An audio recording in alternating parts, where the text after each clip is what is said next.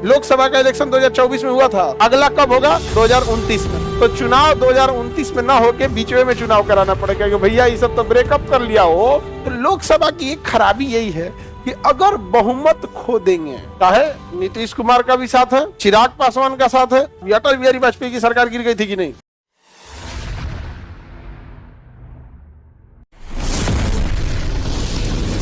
अब जैसे अभी वर्तमान में नरेंद्र मोदी के पास अपना 240 सीट है। कितना सीट है? 200। लेकिन 50% के लिए 272 चाहिए। 50% के लिए क्या चाहिए? 272। एक तो ज्यादा रखता है कोई भी अब, तो 50% के लिए क्या चाहिए? 272। लेकिन मोदी जी के पास है कितना? 240। अच्छा ये कितना? 272। 272 300 जी, 240 है ना, 272 चाहिए। तो बताइए, है 240। अच्छा ये कितना? तो इनको किसी ना किसी से साथ लेना पड़ेगा। क्या करना पड़ेगा? साथ। तो उनके साथ देने में किसका योगदान है? हम बिहार के लोग का। चाहे नीतीश कुमार का भी साथ है, वो अभी अपनी पार्टी खींच सकते हैं। चिराग पासवान का साथ है, वो भी अपनी पार्टी यहाँ पे हम पार्टी है, उनका भी एक सीट है कि नहीं है? एक सीट है। तो बिहार से उनको कम से कम कितना? 18-19 सीट का समर्थन है बिहार से ही। अरे 12 को तो अपने इनके हो गए हैं, नीतीश कुमार जी की पार्टी के। 5 ठो चिराग पासवान, 12-5 17, एगो हम पार्टी से 18। तो 40 गो में से इनके पास जीते कितना? 240। करना कितना है? 272 करना है। 18 का नहीं तो कहां से मिल गया इनको? बिहार से। चंद्रबाबू नायडू तेलंगाना से मिल गए ना, आंध्र प्रदेश से। कहां से? आंध्र प्रदेश।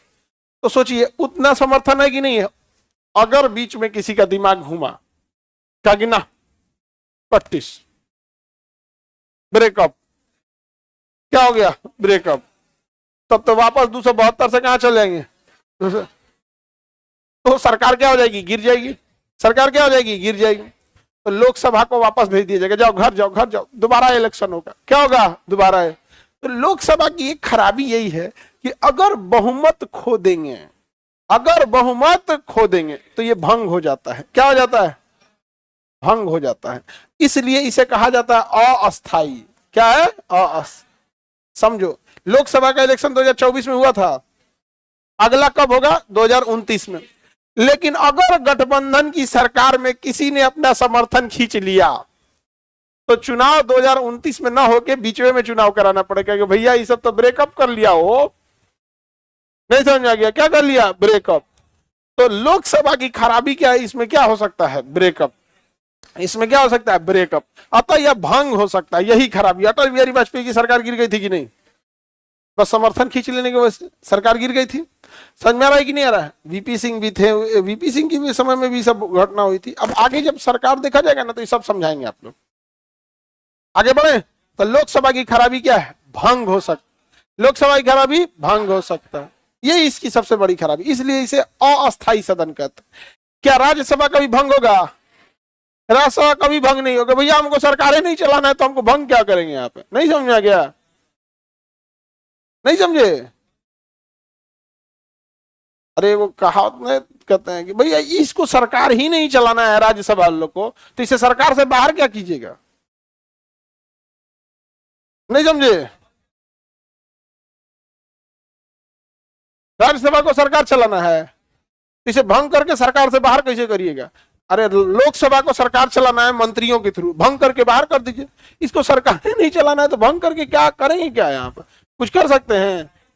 इसको तो भंग किया ही नहीं जा सकता। वही नहीं है वो गाना, इस सम में फरोसे को आंधी से डराते हो।